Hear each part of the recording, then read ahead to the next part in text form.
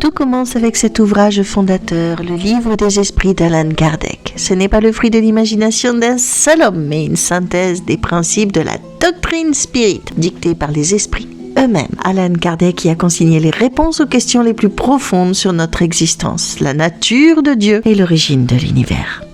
Regardez ces symboles dorés. Ils illustrent la Trinité universelle. Dieu, c'est l'intelligence suprême. La matière, l'instrument de l'action.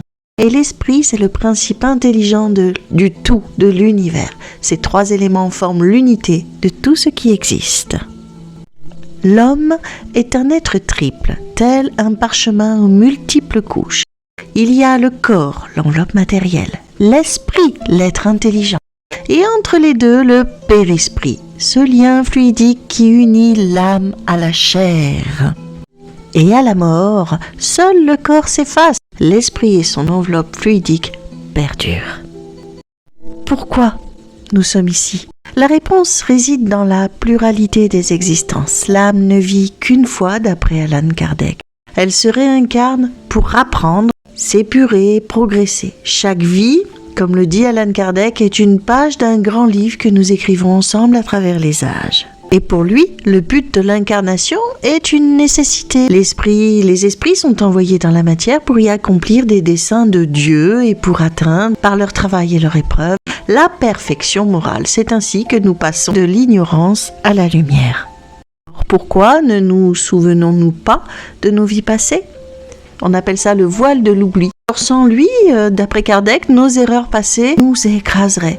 Cet oubli nous offre une liberté totale à nous, un nouveau départ pour exercer notre libre agir, arbitre, sans les chaînes de nos anciens souvenirs.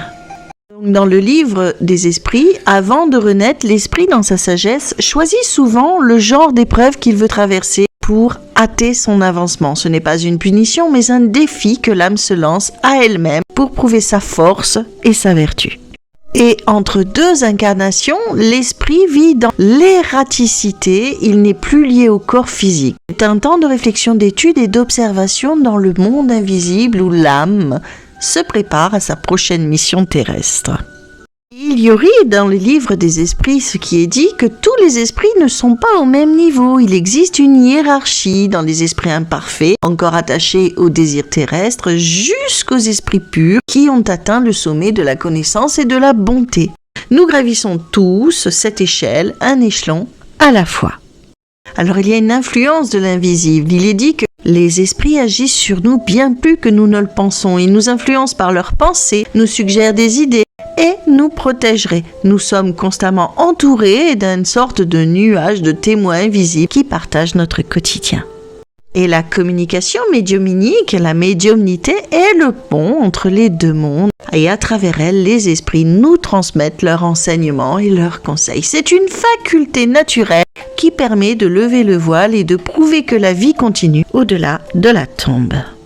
La loi de la cause et des faits. Rien n'arrive par hasard. Cette loi nous rappelle que nous sommes responsables de nos actes. Ce que nous semons dans une vie, nous le récoltons dans les suivantes. C'est la justice divine à travers le temps.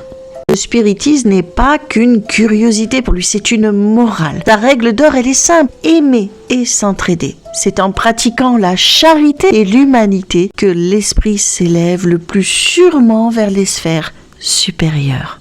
Notre destinée est grandiose. Après avoir parcouru tous les degrés de l'évolution, l'âme rejoint le rang des esprits purs, vivant dans une félicité éternelle et participant à la création des mondes nouveaux. C'est pour Allan Kardec qu'il l'explique, la mort n'est qu'un passage vers notre véritable patrie. Pour conclure, rappelez-vous que la vérité est une lumière éternelle. Les enseignements d'Allan Kardec ne sont que le reflet d'une loi cosmique immuable.